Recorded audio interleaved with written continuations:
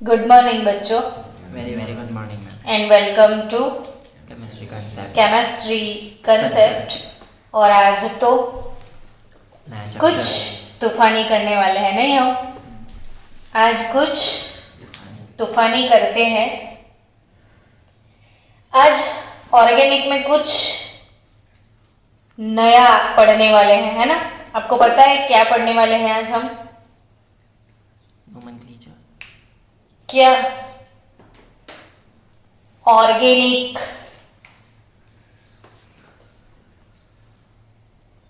Chemistry. आपकी text book में organic chemistry start हो रहा है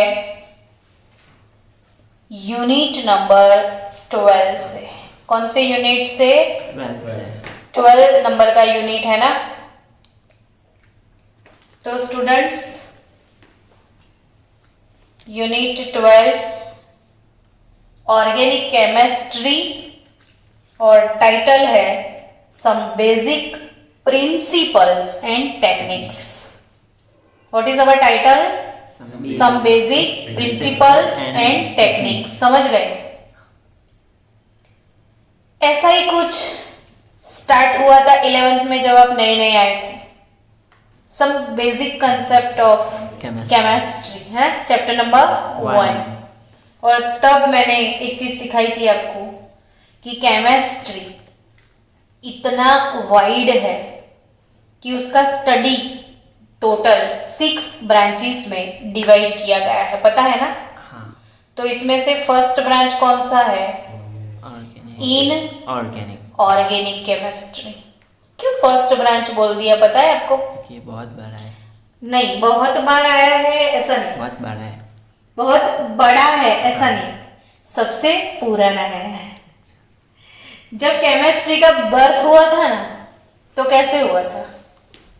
ये केमिस्ट्री नाम का जो सब्जेक्ट है, इसको केमिस्ट्री वैसा तो पता ही नहीं था।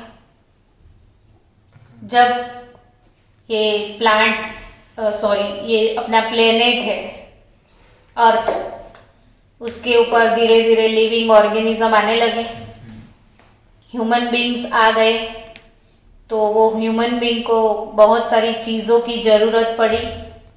और आपने सुना होगा कि तब से वो लोग मेटल यूज कर रहे हैं, है ना। Iron man. और उनके तो जो सिक्के थे ना, वो गोल्ड के थे, सिल्वर के थे। और वो अपने साथ बहुत सारे वो औजार जिसको बोलते हैं यूज कर रहे थे। जैसे किस चीज से बने थे? तो पहले तो वो स्टोन के थे, लेकिन आफ्टर स्टोन सब मेटल के यूज करते थे। तो वो कॉपर मेटल वो ज्यादा यूज करते थे ना। आयरन यूज करते थे, कॉपर यूज करते थे, गोल्ड यूज करते थे और सिल्वर यूज करते थे। कहाँ से लाते थे ये सब? एक्सट्रैक्शन। लेकिन किस चीज का एक्सट्रैक्शन करें? अर्थ क्रस्ट में से ना, जमीन के अंदर खोदने से उनको कुछ ना कुछ मिल गया। यानी अभी तो हमारे पास माइंस है, तब तो नहीं थे ना। तो वो अर्थ क्रस्ट के अंदर खोद के सब निकाल देते थे और उनको अर्थ क्रस्ट से मिनरल्स मिले थे। क्या? और उन मिनरल का एक्सट्रैक्शन करके वो लोग मेटल निकाल लेते थे। तब तो कोई नॉलेज नहीं था ना, कोई प्रिंसिपल का या कोई साइंस का। तो भी ये नॉलेज अपने आप ह्यूमन बीइंग के पास आ गया था। और अर्थ क्रस्ट के अंदर से जो भी निकालते थे वो तो नॉन लिविंग था ना सब। तो ये सारी मिनरल जो जमीन से निकाली, और आपने शायद वो मूवी देखा होगा मोहेंजोदड़ो वाला। और उसमें वो सिंधु नदी, उसको वो लोग ब्रिज बना के डाइवर्ट करते हैं उसके पानी को। और उसके पानी को डाइवर्ट करने का काम इसलिए किया गया था कि उसके अंदर से वो पीली धातु निकलती है, ऐसा कुछ उसमें बोलते थे। यानी वहां पे बहुत सारा गोल्ड था। और उस गोल्ड को निकालने के लिए नदी के ऊपर वो डैम बना रहे थे और पूरी उसकी पानी का डायरेक्शन को चेंज कर रहे थे। यानी वो तो कब की बात है। तो तब से इनके पास ये अर्थ क्रस्ट के अंदर से सारी चीजें निकाल के उसका एक्सट्रैक्शन करके उसको यूज करने का नॉलेज था, समझे आप। और वो है हमारा कौन सा केमिस्ट्री, इनऑर्गेनिक केमिस्ट्री। समझ गए। फिर धीरे धीरे कौन सी केमिस्ट्री का डेवलपमेंट हुआ, तो ऑर्गेनिक केमिस्ट्री का। तो वो कैसे हुआ, तो ऑर्गेनिक केमिस्ट्री पूरा किस चीज पे बेस्ड है पता है ना आपको, कार्बन पे। और ये ऑर्गेनिक केमिस्ट्री क्या नहीं होता तो नहीं आता, तो कैटेनेशन। कौन सा प्रॉपर्टी, कैटेनेशन पढ़ा है हाँ। पी ब्लॉक में। हाँ कैटेनेशन वर्ड का मतलब सबको पता ही है ना, कि कार्बन लंबे लंबे चेन्स बनाता बहुत सारे कार्बन के साथ कनेक्ट होके लंबे लंबे चेन बनाता है। और due to this carbon carbon bond enthalpy value which is very high, 3 very good student, दिल केमिस्ट्री हो गया। जब कुछ पढ़ाते हैं ना प्यार से, फिर इतने ही प्यार से वो आंसर आते हैं, तो पढ़ाने का मजा ही कुछ और होता है।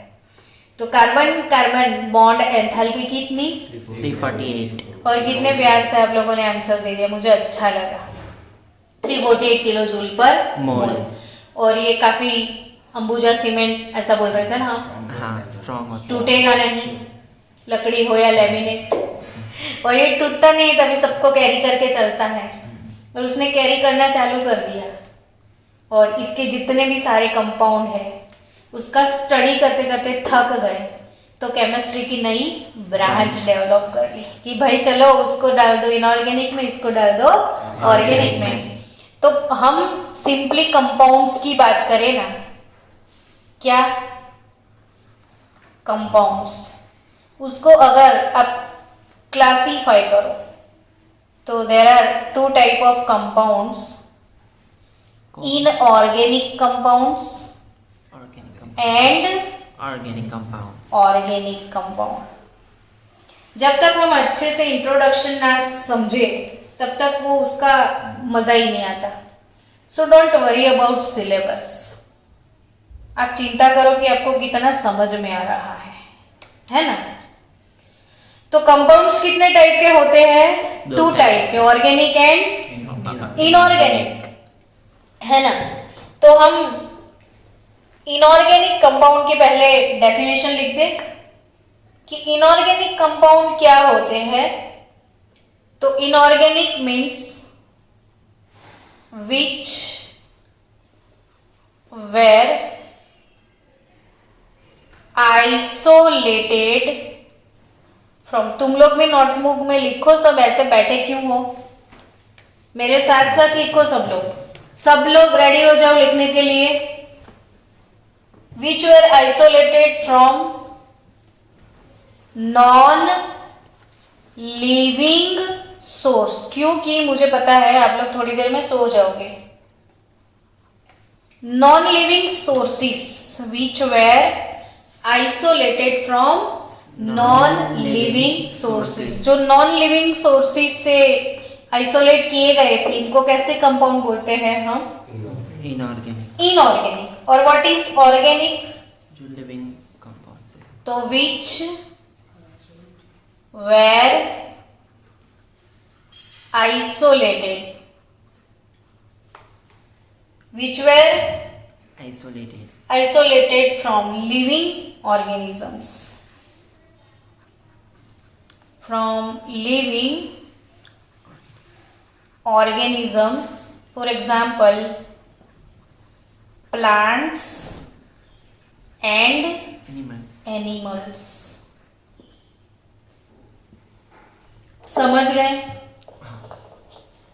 कंपाउंड्स कितने टाइप के होंगे बच्चों हमारे पास, 2 टाइप के, इनऑर्गेनिक एंड ऑर्गेनिक। तो इनऑर्गेनिक किसको बोलेंगे, जो नॉन लिविंग। चालू किया है ना, हाँ। इनऑर्गेनिक क्या है, विच where isolated from non living, जैसे अर्थ क्रस्ट से आप जो भी मिनरल्स निकालोगे, या फिर एटमॉस्फेयर में जैसे जैसे वाटर है H2O, है ना, तो आप हाइड्रोजन ऑक्सीजन को आइसोलेट करोगे तो वो तो H2O से कर पाओगे ना, तो वो अर्थ क्रस्ट से नहीं निकलते हैं। ऐसे समझो कि हमको एनवायरनमेंट से भी मिल सकता है, अर्थ क्रस्ट में से भी मिल सकता है, हवा पानी जमीन कुछ भी नेचुरल सोर्स से। और ये वाले लिविंग ऑर्गेनिज्म से, यानी कि लिविंग ऑर्गेनिज्म में कौन आता है, plant kingdom and animal kingdom. तो पहले पता है एक थियरी थी वाइटल, कौन सी थियरी थी, वाइटल फोर्स थियरी।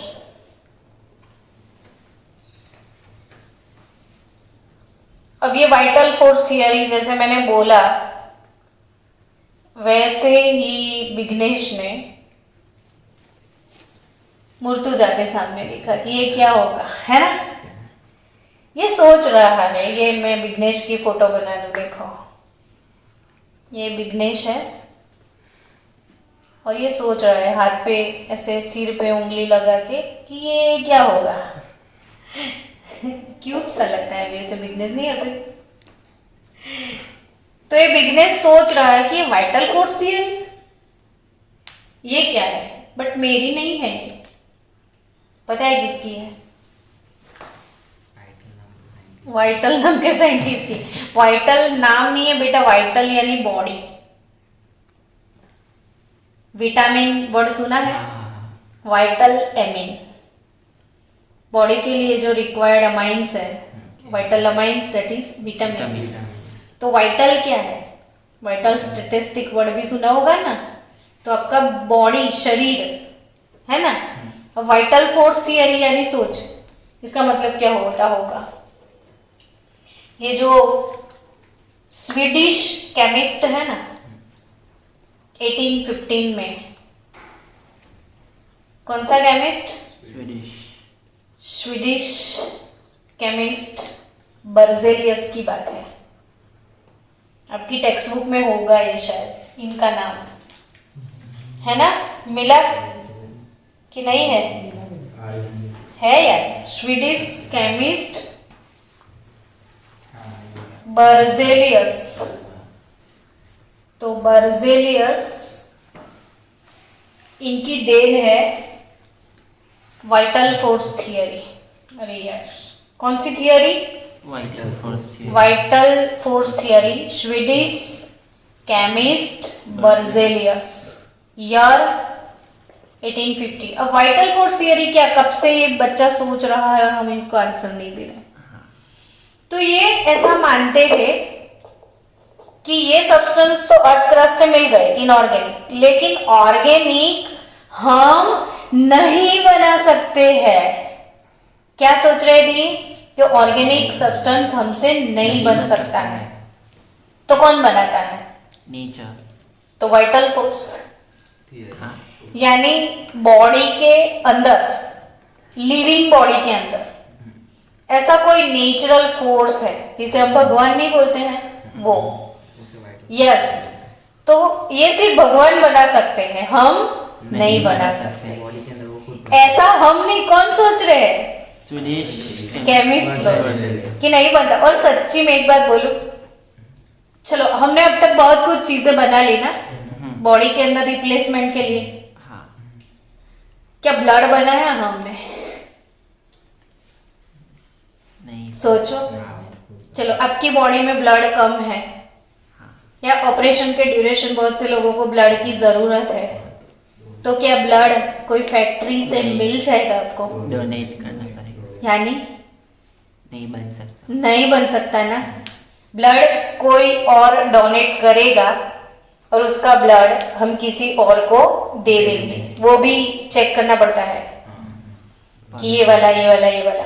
तो ये चीज इंसान बनाया, ब्लड बनाया नहीं। इंटेस्टाइन बना सकते हैं हम, नहीं।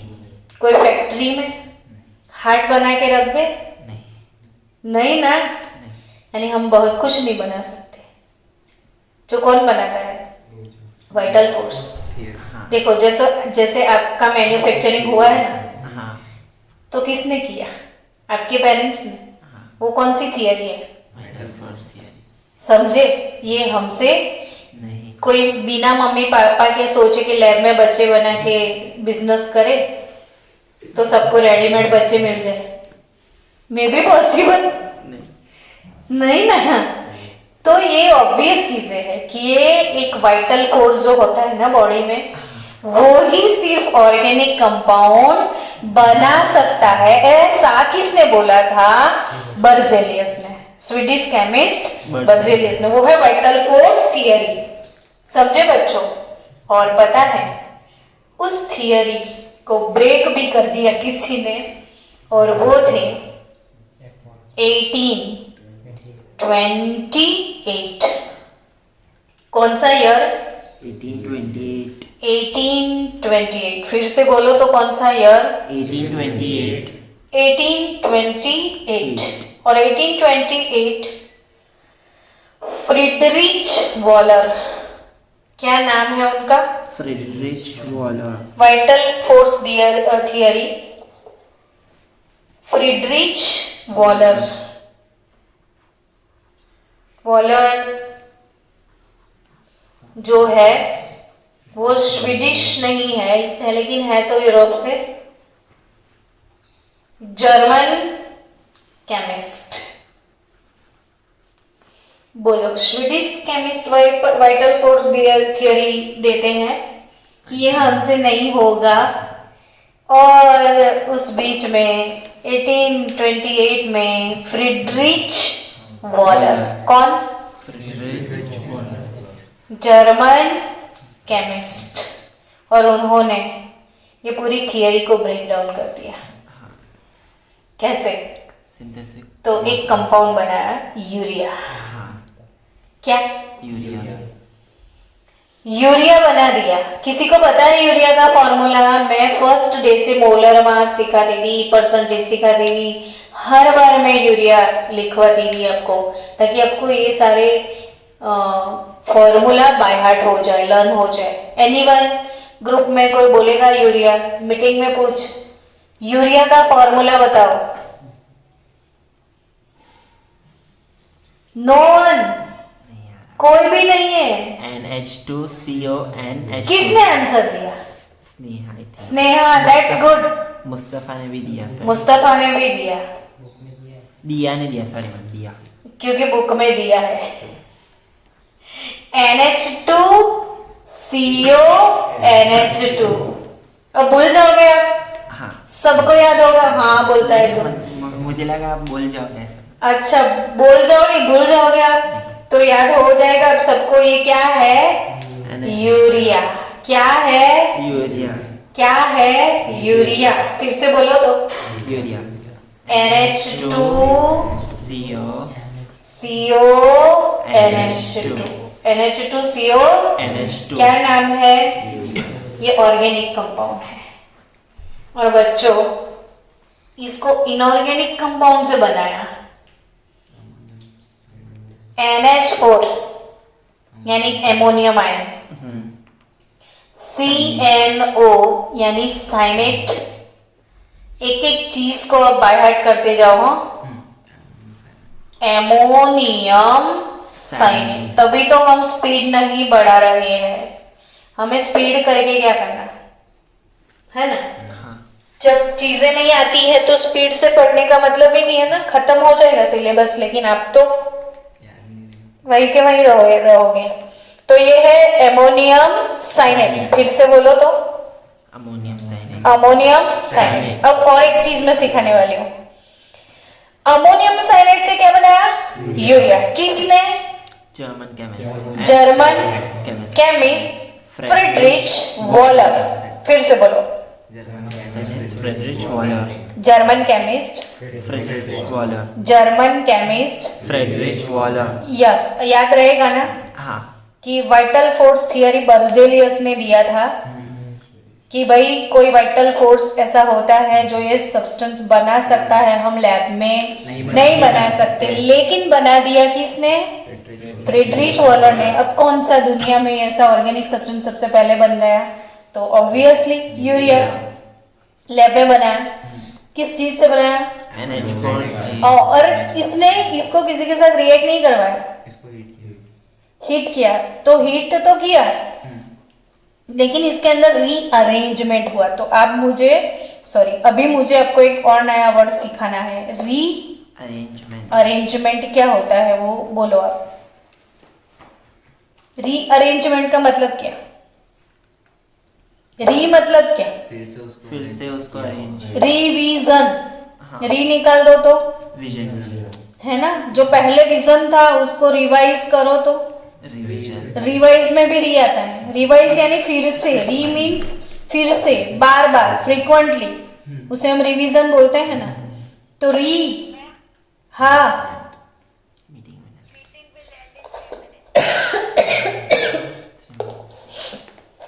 No problem. I have Mustafa Hussain, वो मीटिंग ऑन कर देगा। चलो, ये री अरेंजमेंट, तो री निकाल दो तो क्या बचा?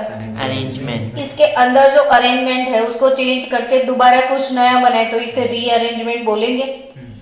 तो यहां से आपको और भी एक चीज सीखनी है इसमें कि टाइप्स ऑफ ऑर्गेनिक रिएक्शंस। क्या वर्ड बोला, आप रिपीट करो तो। टाइप्स ऑफ ऑर्गेनिक एक रिएक्शन। थियरी आएगी कि ऑर्गेनिक केमिस्ट्री में जितने भी रिएक्शंस हैं उनको 5 टाइप में डिवाइड किया गया है। इनमें से ये एक टाइप है रीअरेंजमेंट। रीअरेंजमेंट। तो इसमें कुछ नया नहीं हो रहा है, कुछ ब्रेक डाउन नहीं होता है, कुछ नहीं, जस्ट रीअरेंज होता है इधर से उधर। तो देखो NH4 थे, 2 हो गए। C, ये O C के साथ चला गया, CO हो गए। N बाहर निकल गया, इधर से H2 इधर आ गया, है ना। हाँ। कुछ मिक्स नहीं किया है, इसके अंदर जो थे उसको rearrange। उनकी प्लेस सबकी चेंज हो गई है। तो ये कौन सा रिएक्शन है? रीअरेंजमेंट। तो हमें एक एक वर्ड सीखते सीखते जाना है धीरे धीरे आगे। तो अमोनियम साइनेट से क्या मिला? यूरिया। डन। किसने बनाया? German Friedrich Wohler. Friedrich Wohler. आज जो भी मिले ना उसका नाम आप वॉलर बना दो। हेलो वॉलर, हाय वॉलर, कैसा है वॉलर, तो आपको याद हो जाएगा, है ना। Hello Waller, Friedrich Waller. क्या बनाया था आपने? यूरिया। कौन से सब्सटेंस से? अरे रे, तब से सबको पता चल गया कि ये तो हमसे बन सकता है। और फिर क्या किया इन लोगों ने? दमादम नवादम लैब में तो फिर एक्सपेरिमेंट स्टार्ट हो गए होंगे और इतने सारे ऑर्गेनिक कंपाउंड बना दिए कि मैं क्या बोलूं आपको। इनऑर्गेनिक से। हाँ, और लैब में, और वाइटल फोर्स तो टूट गया पूरा, और ये अपना ही फोर्स आ गया, और अपने फोर्स से हमने बहुत सारे ऑर्गेनिक कंपाउंड बना लिए। अब इतने सारे ऑर्गेनिक कंपाउंड बन गए कि इनका स्टडी मुश्किल हो गया, तो हमने एक पूरा ब्रांच उठा लिया, ऑर्गेनिक केमिस्ट्री। तो इनऑर्गेनिक से ऑर्गेनिक दूसरा ब्रांच आ गया।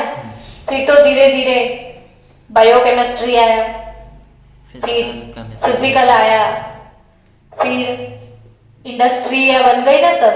हाँ। तो इंडस्ट्रियल केमिस्ट्री आ गया, और इंडस्ट्री में लोग लल्लू बनाते थे हमको, तो हम सब कंपाउंड को चेक करने लगे। लेबोरेटरी। तो लैब बन गई हमारे पास सबको चेक करने के लिए, वो एनालिसिस हो गया, तो एनालिटिकल केमिस्ट्री आ गया। यानी कि केमिस्ट्री के 6 ब्रांच कौन से? इनऑर्गेनिक सबसे पुराना, फिर organic, physical chemistry, biochemistry, industrial chemistry, analytical chemistry. इतने ब्रांचेस है, और हमें हर एक ब्रांचेस से चैप्टर आते हैं। फिजिकल के भी आएंगे, बायोकेमिस्ट्री का है ना last, environmental chemistry. Physical chemistry के चैप्टर तो हम पढ़ने वाले हैं थर्मोडायनामिक्स और इक्विलिब्रियम। जो एनर्जी के रिलेटेड होंगे वो फिजिक्स, एनवायरमेंट के रिलेटेड होंगे वो बायोलॉजी, है ना। और ये कार्बन वाले होंगे, हाइड्रोकार्बन वाले वो ऑर्गेनिक, और इनऑर्गेनिक में भी चैप्टर आएंगे। रेडॉक्स तो फिजिकल है। तो इनऑर्गेनिक के चैप्टर है मेटलर्जी और वगैरह हमारे पास, P ब्लॉक, S ब्लॉक, है ना। तो वो सब इनऑर्गेनिक के चैप्टर, यानी सभी ब्रांड्स के हमारे पास चैप्टर है। अब ऑर्गेनिक केमिस्ट्री में इतने सारे ऑर्गेनिक कंपाउंड आ गए तो उनका नॉमेनक्लेचर धीरे धीरे डिफिकल्ट हो गया। फिर उसकी वजह से उसका यूपीएससी नेमिंग आया, वो बाद में सीखेंगे, लेकिन आज के लिए हम सीखने वाले हैं कि ये ऑर्गेनिक केमिस्ट्री की जो कमाल धमाल है वो किसकी वजह से है। तो कार्बन नहीं, द कार्बन बोलना चाहिए, क्या द कार्बन। और उसकी मायाजाल है ये सब, किसकी? कार्बन की मायाजाल क्या है? तो टेट्रावेलेंस ऑफ कार्बन। क्या? टेट्रावेलेंस ऑफ कार्बन। तो टॉपिक है हमारी टेक्स्ट बुक का 12.2.1। कौन सा topic? 12.2.1 tetra valency of carbon. ये कमाल किसकी है? कार्बन की। कार्बन की कितनी वैलेंसी होती है बच्चों? 4। क्यों? लास्ट ऑर्बिट में 4 इलेक्ट्रॉन।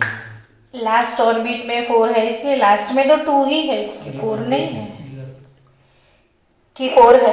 4 है। 4 है तो कंफ्यूज क्यों हो जाता है? 4 है तो हम पूछते हैं बार बार, तो आंसर नहीं चेंज होना चाहिए ना? नहीं हो जाएगा ना।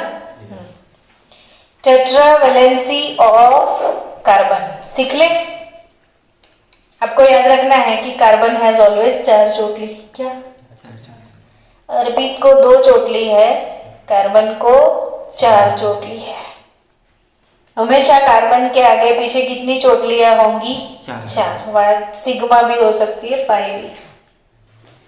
तो आपको ये पक्के से याद रखना है, कार्बन हैज ऑलवेज 4 चोटली। अगर 3 हो गई तो एक उसने दे दी। नहीं, उसका खून हो जाएगा, अनस्टेबल हो जाएगा, 3 वाला कोई कंपाउंड नहीं बनेगा। और 5 हो गई तो नहीं बनेगा। वो भी अनस्टेबल। हमेशा आपको कितने बॉन्ड उसके दिखने चाहिए? 4। उससे ज्यादा नहीं हो सकता। हाँ, उसके ज्यादा तो नहीं हो सकते क्योंकि उसके पास डी नहीं है, कम भी नहीं हो सकता, और उससे कम भी नहीं है ना। 4 फिक्स। तो ऐसे ही कार्बन को है, कोई तुमसे अच्छी चलेगी नहीं, कोई तुमसे कम भी चलेगा नहीं, है ना। हाँ। तो हमेशा कितनी चोटली होगी उसकी? 4। 4। और वही पढ़ रहे हैं हम, टेट्रावेलेंसी ऑफ कार्बन। क्यों? वो आराम से सीखना, जब तक समझना है ना तब तक मुझे क्वेश्चन पूछना। हाँ, कार्बन हेत, उसका नंबर पता है तुझे? इतना तो बोल देना प्लीज। 6 नॉट 8। यूनिक तो नंबर है, छक्का है कार्बन। कार्बन का नंबर कौन सा है? 6 पे है फिक्स, सारी बातें उसकी। तुझे नहीं पता था नंबर 6? पता है ना? तो कॉन्फ़िगरेशन बता दे चल। NH2। NH2। NS2। अरे कार्बन का कॉन्फ़िगरेशन, जनरल मत बता बॉस। जनरल कार्बन का हीलियम। अगर नहीं याद आता है ना तो आपको ये हमेशा याद रखो, 1s के बाद क्या आता है? 2s के बाद क्या आता है? 2p। इतना तो प्लीज ऑर्डर तो आप याद रखो। Helium 2s2 2p1। हाँ, 1s 2s 2p हो गया, 2p 2 आ जाएगा। ये कितने कार्बन है? 6। s की कैपेसिटी 2 होती है ना, इसमें भी 2 आएंगे ना, और p की कैपेसिटी 6 होती है, तो 2 आएंगे, 4 बचे। तो 1s2 2s2 2p6, और 1s2 को हम हीलियम बोलते थे। तो कार्बन का कॉन्फ़िगरेशन हीलियम है ना। अभी मैं इसको बॉक्स पैटर्न में डाल देती हूँ। हुसैन, ये लास्ट नंबर 2 है ना, तो ये इसका आउटर मोस्ट सेल है, आउटर मोस्ट सेल यानी बैलेंस शेल है इसका, जिसमें 4। अरे 2p6 कहाँ लिखा मैंने? 2p2, 6 है टोटल, 2 2 4 2 6। डन। मैं इसको बॉक्स पैटर्न में बनाऊं, तो ये बॉक्स हो गया S का, और इसमें 1 and 2 इलेक्ट्रॉन आ गए।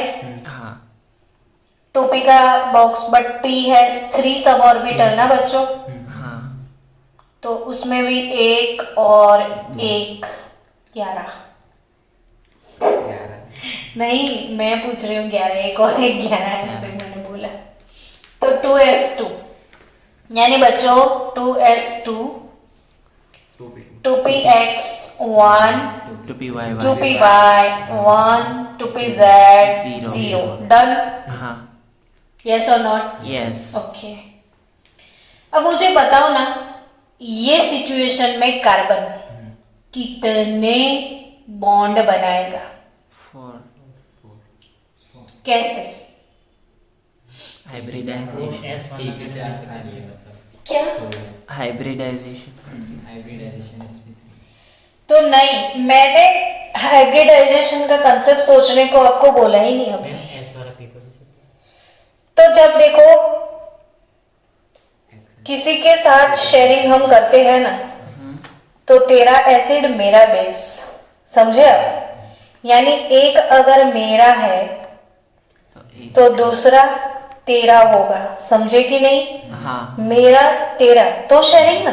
हाँ हाँ तो इधर मेरा है, तेरा आ सकता है, लेकिन सिर्फ 2 आ सकते हैं। तो x का उधर है तो मेरे पास तो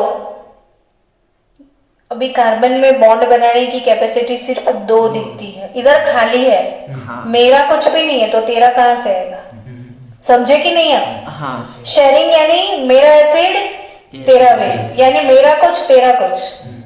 5 रुपये मेरे लगेंगे, 5 रुपये बिजनेस के लगेंगे, 10 रुपये का समोसा आएगा, हम आधा आधा खाएंगे। ये है कोवेलेंट बॉन्ड। यानी यहाँ पे शेयरिंग कर सकते हो आप, यहाँ पे कर सकते हो, ये वैकेंट है, समझे? ये भरा हुआ है, यहाँ पे नहीं चांस। तब ये कार्बन का कौन सा स्टेट है? अभी ग्राउंड स्टेट है। वो x है मुझे पता है कि आप भूल गए हो, इसलिए मैं आज रिवाइज करवा रही हूँ, और मैं हमेशा रिवीजन करवाने की मुझे आदत है। तो carbon C star excited state excited state में चला जाएगा, है ना? कैसे जाएगा वो समझाओ ना, अब तो पक्के से लर्न हो जाएगा आज से। तो एस का एक जिन बच्चों ने अब तक नहीं पढ़ा है उनको समर्पित। x का एक और वो इलेक्ट्रॉन उसमें चला जाएगा पी में pz Yes. pz 2p सी स्टार एक्साइटेड स्टेट, ये ग्राउंड स्टेट, समझ गए? 2 स्टेट क्लियर? अब हाँ एनर्जी थोड़ा गेन करेगा, अपने 2s के एक इलेक्ट्रॉन को भेज देगा वो 2p पी में। में है यस और नॉट? बेटा सो रहा है कि तुसी जग रहा है? क्या जाग उठा इंसान? क्या जाग उठा इंसान? जाग उठा कार्बन जाग उठा हेत। अब क्या लगता है आपको? वो 4 बॉन्ड बना सकते अब तो 4 बॉन्ड बना सकते हैं? नहीं। हाइब्रिडाइजेशन वो मिक्स होगा ना पूरा। क्यों 4 बॉन्ड अभी भी नहीं बना सकता है? तो मिथेन, मिथेन नाम का कंपाउंड तो जानते हो ना? CH4 CH4। अब मिथेन तो नेचुरली था एटमॉस्फेयर में, इन लोगों ने इसका एक्सरे स्टडी निकाला। क्या? एक्सरे स्टडी तो एक्सरे डिफ्रैक्शन स्टडी से पता चला कि मिथेन में 4 CH सिग्मा बॉन्ड है। क्या? 1 2 2 3 4 CH कौन से वाले बॉन्ड? सिग्मा बॉन्ड है, ये पता चला हाँ स्टडी से। और इसकी लेंथ भी उनको एक्सरे स्टडी से पता चली कि ये तो 112 पिकोमीटर का बॉन्ड है। फिर उनको ये पता चला कि ये चारों बॉन्ड जो है वो सेम लेंथ के है। ये कौन सी स्टडी से पता चला? एक्सरे एक्सरे डिफ्रैक्शन स्टडी से, समझ रहे हो? हाँ तो एक्सरे स्टडी से पता चला कि मिथेन में 4 CH बॉन्ड है, चारों का बॉन्ड लेंथ सेम इक्वल है, 112 पिकोमीटर। भूल मत जाइयो। अब कितने पिकोमीटर? 112 पिकोमीटर। मिथेन में दूसरी बात ये पता चली कि मीथेन के अंदर बॉन्ड एंगल 90 डिग्री तो है ही नहीं, 109 डिग्री 28 मिनट है। अब आप बोलते हो कि बॉन्ड बनाएगा, सोचो बच्चों सोचो, ये तो पी ऑर्बिटल्स है ना, हाँ और P X P Y P Z है ना, हम्म, तो पी एक्स और पी वाई के बीच में P X P Y P Z ये वाला है ना, तीनों के बीच में 90 का एंगल है कि नहीं। हाँ है अगर ये सिचुएशन में बॉन्ड बना था तो इसका बॉन्ड एंगल कितना आता, 90 तो वो तो है ही नहीं, एक्सरे स्टडी ने रिजेक्ट कर दिया। कितना है 109 है ना। अब सोचो ये एस ऑर्बिटल है, हाँ ये तो स्फेरिकल है, ये तीनों तो डम्बेल है।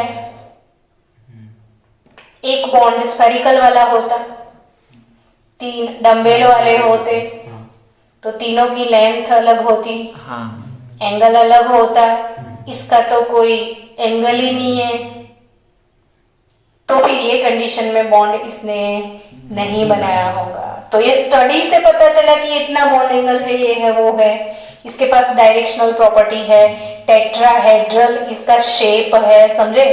हाँ तो ये पहले से ही पता चल गया हमको। तो फिर कुछ नया थियरी बना कि ये स्टेट में तो कार्बन ने बॉन्ड नहीं बनाए। कार्बन ने क्या किया, sp3 हाइब्रिडाइजेशन। क्या किया, sp3 हाइब्रिडाइजेशन। अब हाइब्रिडाइजेशन का मतलब क्या होता है, मैंने मस्ती में मतबल बोला, मीनिंग क्या होता है इसका, इसका मतलब क्या होता है। ओ एस और पी ऑर्बिटल्स। तो मैंने आपको एग्जांपल दिया था कि आपके घर में अभी कल मकर संक्रांति है ना, चलो 5 लड्डू गुड़ से बने हैं, जैगरी, और बड़े बड़े 5 लड्डू है वो शुगर के हैं, ये शुगर वाले ये जैगरी वाले है ना। आपके 2 नेबर है, एक नेबर ने ये वाले दिए, दूसरे नेबर ने ये वाले दिए, अब आपको तीसरे नेबर को भी देने हैं। तो आप ऐसे 5 दोगे तो उसे पता नहीं चल जाएगा। हाँ तो आपको इनको इक्वल कैसे करोगे, दोनों को तोड़ के मिक्स कर इसको तोड़ दिया, इसको तोड़ दिया, सब कुछ मिक्स कर दिया, 5 + 5 10 लड्डू नए बनाए। अब सोचो 10 और 10 का शेप सेम होगा, टेस्ट सेम है ना। हाँ। इसे बोलते हैं हाइब्रिडाइजेशन। हाइब्रिडाइजेशन। डन। हाँ यानी एस एस ना रहा, पी ना पी पी ना रहा, डम्बेल डम्बेल ना रहा, स्फेरिकल स्फेरिकल ना रहा।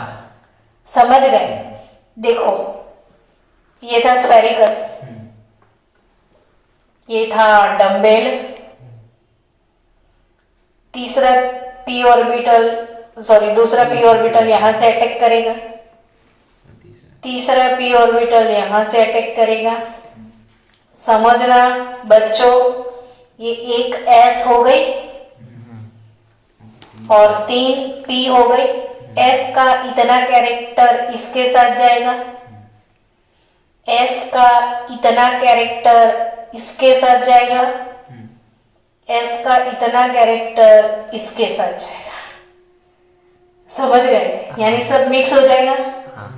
और अब सबका शेप, सबका साथ, सबका विकास, समझे, सबका शेप चेंज हो जाएगा। और नई 4 ऑर्बिटल मिक्स जितनी करोगे ना उतनी ही नई जनरेट होगी, जितनी आप मिक्स करोगे उतनी ही नई जनरेट होगी।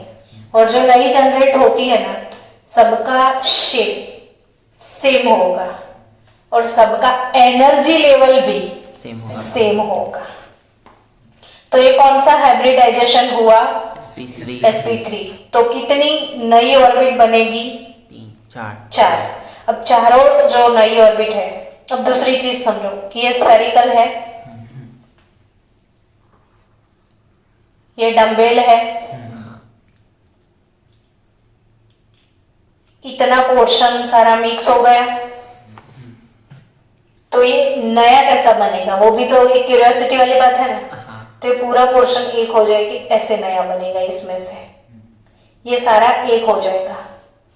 तो ऐसे एक हो गया, समझे कि नहीं? हाँ। तो ऐसी शेप की ऑर्बिट बनेगी नहीं। तो ये एक ये वाली, दूसरी ये वाली, तीसरी ये वाली, चौथी ये वाली। अब सबके फ्लावर डाल दो। ये वाला ऐसा पोर्शन मैंने इधर लगा दिया सबका, समझ गए? तो ये चारों चार कौन सी हाइब्रिड ऑर्बिट्स हैं? sp3 sp3 हाइब्रिड ऑर्बिट्स है चारों चार हाँ। कार्बन की। आ गया समझ में? कार्बन में कौन सा हाइब्रिडाइजेशन यहाँ पे हुआ है? sp3। और इन सब में देखो 1 2 3 4, अब कार्बन इन ये sp3 हाइब्रिडाइजेशन चारों चार में जगह नहीं, इधर लिख दो। हाँ, 4 sp3 बनी, सब में एक एक इलेक्ट्रॉन है, तो सबका एक एक इलेक्ट्रॉन इधर में डाल दो। अब पेज पलट लो, फिर से समझाती हूँ कि कार्बन जो है ना, कार्बन फिर से 4 इसकी कौन सी ऑर्बिट? sp3 की sp3 ऑर्बिट है, हाइब्रिड ऑर्बिट। क्या बोलते हैं आफ्टर हाइब्रिडाइजेशन जो मिलता है? Hybrid orbit. सबके पास अपना एक एक इलेक्ट्रॉन लिए हुए ऐसे घूम रही है। अब हाइड्रोजन इधर से निकलेगा घूमते घूमते। हाइड्रोजन का नंबर क्या है? 1s1। चलो कॉन्फ़िगरेशन 1s1। एस ऑर्बिटल ऐसे स्फेरिकल होती है ना, हाँ। इसमें एक इलेक्ट्रॉन है ना, तो हाइड्रोजन इधर आ जाएगा। चल तुम्हारा एसिड हमारा बेस। अगर समझ में? इन दोनों का ओवरलैपिंग होता है, यहाँ पे हाइब्रिडाइजेशन नहीं होगा। क्या होगा? ओवरलैपिंग। तो ये हाइड्रोजन की 1s के साथ कार्बन की sp3 का बॉन्डिंग हो गया। हाँ। ये भी कार्बन की sp3 के साथ हाइड्रोजन की 1s। अरे तूने मीटिंग स्टार्ट किया कि नहीं? कर लिया। हाँ, 3 मिनट तो कब से हो गए। ये हाइड्रोजन की 1s और ये भी हाइड्रोजन की 1s। समझ गए? और ये बन गया मीथेन। और आपको अब ये याद रखना है कि कौन सा हाइब्रिडाइजेशन हुआ था, sp3। तो शेप कौन सा डेवलप हुआ, टेट्राहेड्रल। कौन सा? टेट्राहेड्रल है ना। तो बॉन्ड एंगल 109 डिग्री 30 मिनट का होना चाहिए। 28 मिनट मिथेन में है, पर sp3 हाइब्रिडाइजेशन में कॉमन कितना होता है? 30 मिनट। बट अपने वो VSEPR प्रिंसिपल पढ़ा था ना कि बॉन्डिंग के बीच में थोड़ा बहुत रिपल्शन होता है। तो ड्यू टू दैट इसमें थोड़ा सा कॉन्ट्रैक्शन आ गया मीथेन में। और मीथेन में कितना बॉन्ड एंगल है? 109 डिग्री 28 मिनट। अभी साथ साथ मैं बता दूं कि वाटर में भी हाइब्रिडाइजेशन तो sp3 हुआ था ना, बॉन्ड एंगल होना चाहिए 109 डिग्री 30 मिनट होना चाहिए। लेकिन इसके ऊपर 2 लोन पेयर थी और इन दोनों के बीच में रिपल्शन हुआ था। ये थियरी कौन सा था? रिपल्शन वाला। और अकॉर्डिंग टू दैट इसका हो गया था 104.5 डिग्री। वैसे ही इसमें कॉन्ट्रैक्शन की वजह से 109 डिग्री 28 मिनट है। समझ गए? तो ये क्यूब सा किसका मॉलिक्यूल है? मीथेन का। अब आज घर पे जाओगे तो आज के चैप्टर के आपको 3 वीडियोस मिलेंगे। नेक्स्ट कितने वीडियो में सेंड करूंगी? 3। ये हो गया मीथेन का। आपको होमवर्क में मिलेगा इथेन का, फिर इथीन का, फिर इथाइन का, फिर सिग्मा बॉन्ड क्या होते हैं इसका, और फिर पाई बॉन्ड का। तो इतने वीडियोस मैंने ऑलरेडी आज आपको देने हैं और सारे वीडियो का होमवर्क करके आपको मुझे सेंड करना है। तेरा मुंह क्यों लटका हुआ है? पतंग चगाने का है मैडम कि नस बांधने का है? और आप क्या बोल रहे हो? होमवर्क तो करना पड़ेगा ना। अब जब तो बाबा बनिया है तो हिंदी तो बोलना पड़ेगा ना तेरे को। तूने साइंस लिया ना, मैंने बोला था। तो कौन पढ़ेगा? तो फिर ऐसे मुंह लटका के मत बैठ, खुशी खुशी बैठ, खुशी खुशी तुझे फांसी पे चढ़ जाना है। तो 3 दिन, 4 तो वीडियो है, 5 ही वीडियो है ना। धीरे धीरे मैं बढ़ा रही हूँ, आपका जोश देख के मैं बढ़ा रही हूँ। तो आपको 5 वीडियो सबको देखने हैं। भी बच्चे लोग क्या बोलते हैं, रेडी है सब लोग? लेजी है ये लोग, बहुत सो गए होते हैं। रेडी? Yes, DIS. यस ना? तो मैं आज आपको कितने वीडियो सेंड करूंगी? 5 वीडियोस, और 5 वीडियो का आपको होमवर्क करके मुझे भेजना है। और इसके बाद नेक्स्ट टॉपिक है some characteristic feature of pi bonds, sigma bond. तो हम शुरू करेंगे टॉपिक 12.3.1 से नेक्स्ट लेक्चर में, ठीक है? चलो मिलते हैं, बाय बाय।